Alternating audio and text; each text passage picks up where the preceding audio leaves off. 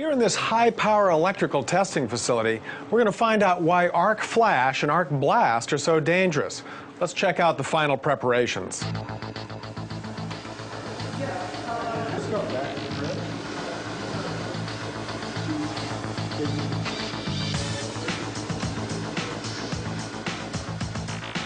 We're going to energize this power panel, similar to the type found in almost every industrial facility, to see what happens when we create an arc flash. But first, I'm out of here. We're ready to test. 3, 2, 1. A worker has no chance of getting out of the way. An arc flash can reach 35,000 degrees Fahrenheit, causing disabling second and third degree burns in seconds. It creates a pressure wave called an arc blast that can reach thousands of pounds per square inch, enough to knock someone off a ladder, rupture an eardrum, or collapse a lung. It'll blow equipment apart and propel shrapnel with enough force to completely penetrate a worker's body. An unprotected worker could be severely injured or killed. So I wanted to do a quick video on electrical safety. Safety is something that's extremely important. And obviously, we're speaking to people who are already in the trade or in trade school. And, you need to get your safety training elsewhere for sure. We're not an official OSHA training facility or anything, but I wanted to just cover some basics, some undisputed facts about electrical safety that you should know. If you're a training manager or something at a company, you can share this with your staff to just help get their mind in the game with electrical safety. So I'm going to do another video, particularly showing how to use a meter in a safe manner, some of the features of meter, but this is just general conversation. We're talking about the anatomy of electrocution, so specifically how you get electrocuted, which is killed from electricity, arc flash gear, PPE, lockout, tag out, fall risk, grounding and bonding, GFC and AFCI, and NFPA 70, the good old National Electrical Code. So we'll just go over this real quick. First is the anatomy of electrocution. So there's a lot of things that make a difference as far as if you're going to be killed, and a lot of it has to do with which direction it passes through your body. So if it goes, through your head and down through your foot here, that's very dangerous because it's traveling all the way down your spine and through your brain and also across your heart. So that's dangerous. Arm to arm is dangerous because from an arm-to-arm path travels across your heart or very nearby. Path is very important, but one thing that a lot of technicians say, it's kind of silly, is they'll say that it's not the voltage that kills you, it's the amperage. And while there is definitely truth to that, when we're talking about working on high voltage electrical systems that are connected all the way back to the main distribution panel, back to the transformer out at the street, you have nearly an unlimited source of amperage. If you get hit with a taser, it's true that you can get hit with very high voltages and not be injured, but that's because if you're hit with a taser, the taser is amperage limited. So it's a high voltage, but it limits the amperage. There's only so much amperage can travel through. But our bodies are a very resistive path. If you ever took a ohm meter and measured between your fingers and hand to hand, you would measure a very high ohm resistance, usually in the kilo ohm or mega ohm scale, which means that your body is generally going to, under normal voltage conditions, it's going to, conduct in these sort of milliamp ranges. And even at very low milliamps, you can, have enough of an electrical shock that it can electrocute you.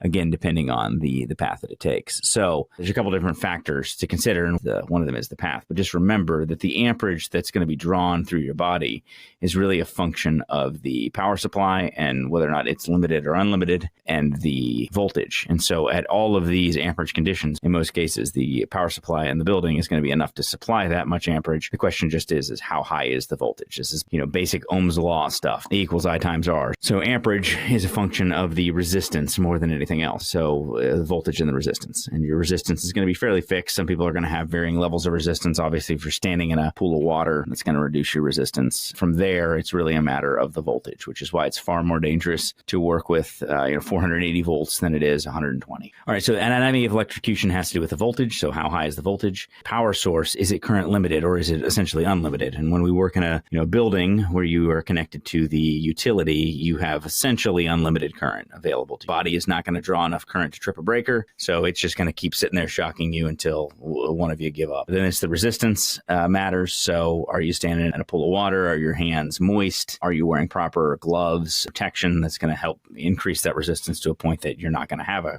current flow? What direction does the path take through your body? Does it go through your central nervous system? Obviously, if you have a short, from one finger to another on the same hand, it's not going to be nearly as dangerous as if it goes through your body, which is why experienced technicians, when they approach a panel, they usually approach it with the back of the hand. And so that way, if it is grounded in some way, it's going to cause the hand to grip away from the panel versus towards the panel. The safest place to get hit with a current is in the back of the hand. And then duration. Obviously, the longer that you're being shocked, the more likely you're going to be electrocuted. So to prevent electrocution, work only on safe voltages. 24 volts is generally considered to be safe if you're not without any significant PPE. When you get on higher voltages, though, you have to really think about increasing your resistance by making sure to wear proper gloves, rubber and leather gloves, make sure you're wearing proper work shoes, make sure that you have face shields, all that sort of stuff. We're going to talk about that later. And then think about the power source current. If you're connected to the utility, like we normally are on the stuff we work on in HVAC, that current is going to essentially be enough to fry you. It's going to just keep going until you're fried. The only exceptions to that would be things, like I said, like a taser, very high voltage and little pulses, maybe an electronic air cleaner, but it's not enough to severely injure you, at least not normally, because the current is limited because it's powered by a battery. So the amount of current is limited. Whereas when you're connected to a utility, it's just going to keep going. Now, be very careful about the path that it can take. So make sure that your body is ungrounded, and obviously duration. You don't want to be alone where you could potentially be shocked for a long time. The next thing is, we think about getting shocked or electrocuted as being the most dangerous thing, but arc flash is extremely dangerous. Anytime you get into larger commercial and industrial applications, it becomes very important that you are aware of the voltages that you're around, that you are aware of the devices, any open switch gear, because again, while the goal is to always only work on unenergized equipment, when you deal with large panels like this, you may be working on an unenergized circuit, but you may have an energized circuit very near. Arc flashes occur whenever there's a bridge, some sort of electrical bridge where an arc can flash across. And the higher the voltage is, the higher the risk is of arc flash. It's something you definitely need to be aware of. When you think about arc flash boundary, you want to be really careful about getting no closer to the equipment than you need to unless you're wearing your full appropriate PPE. And I'm not going to go fully into what sort of PPE you need to wear, but just be aware that when you're working in industrial and commercial environments, including air conditioning systems, pulling panels off of higher voltage air conditioning systems, you need to make sure that as you approach, you are properly covered with your personal protective equipment, which is what PPE stands for. There's all sorts of different categories of PPE, all the way from the very basics. No matter what you're working on, you should be wearing safety glasses and gloves, protective clothing, long pants, proper work boots that are well insulated, leather type work boots, all the way up to category 4, where you're wearing the balaclava and the face shield and the high calorie absorption, arc rating of clothing. This would be the most extreme, highest voltage applications. But in a lot of cases, working on, high voltage switch gear in a commercial and industrial environment, you need to be in this category 2 or category 3 range. Again, I'm not going to cover all the specifics, but it's good for you to be aware that this exists. And one of the most important things to have on your truck if you're doing electrical work is a lockout tagout kit. This is true of almost every segment of the industry. I don't care if you're residential, commercial, because, for example, even in residential, you may do multifamily where you have to go between floors and you have to work on equipment that you're shutting off where you're not line of sight to the disconnect. And what a lockout tagout setup does is it allows you to independently lock a piece of equipment off at the disconnect so that you're the only one with the key who can unlock it to turn it on. And you can potentially put multiple locks in the lockout tagout lock. So that way, if more than one person is potentially working on the equipment, you're all going to be protected. Everybody has to unlock it before the equipment can be turned on. It's very, very important, very practical. Certainly not, as some people think it's overkill, but it is definitely not. In a lot of cases, you're shutting off units at disconnects that are well away from where you're working, especially if you're working past the disconnect side. So say you're removing a rooftop unit or doing significant work, maybe to a disconnect on a rooftop unit, you have to definitely make sure that it's locked out and tagged out so that somebody's not going to accidentally come along and turn it on. Another thing to consider with electrical, a lot of the deaths associated with electrical are simple shocks that then result in falling. And so you always need to be, properly tied off whenever you're working above 6 feet, according to OSHA. Again, I'm not going to get into all the specifics, but this is especially true when you're working on electrical because the odds that you're going to fall are increased when you're working with electrical circuits, when you could potentially be shocked and fall backwards. Again, our goal is never to work on live circuits, but in many cases,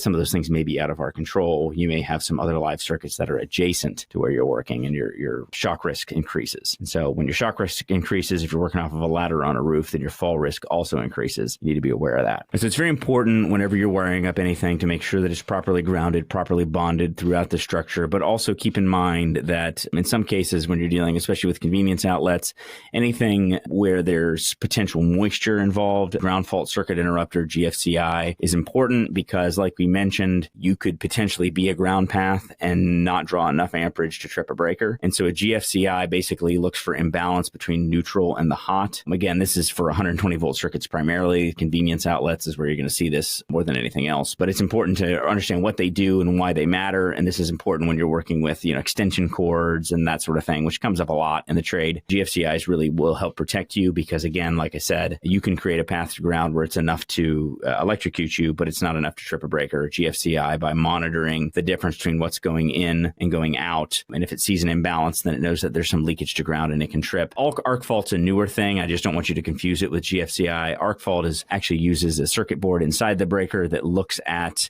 the potential or the possibility of arcs. And so if it sees a signal or a signature that looks like that there's an arc in the circuit, then that will trip the breaker. That's more for bedrooms, that sort of thing, to help prevent fires. So, GFCI is there to help protect you from being shocked or electrocuted. AFCI is there to help prevent things from burning down. So sort of different functions.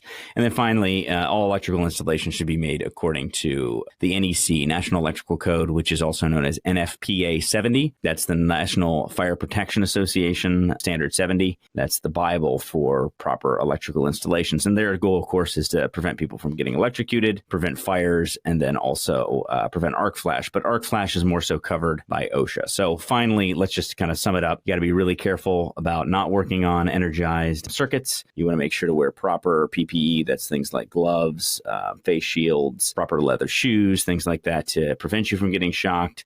Make sure that you understand that you could have a shock that would be well enough to kill you that's not necessarily going to trip a breaker, and use all the best practices to prevent yourself from being injured. So that's the basics here today. Like I said, I'm going to do some more hands-on demonstrations to show you how to use electrical meters to help keep you safe. Hopefully you found that helpful. Thanks for watching.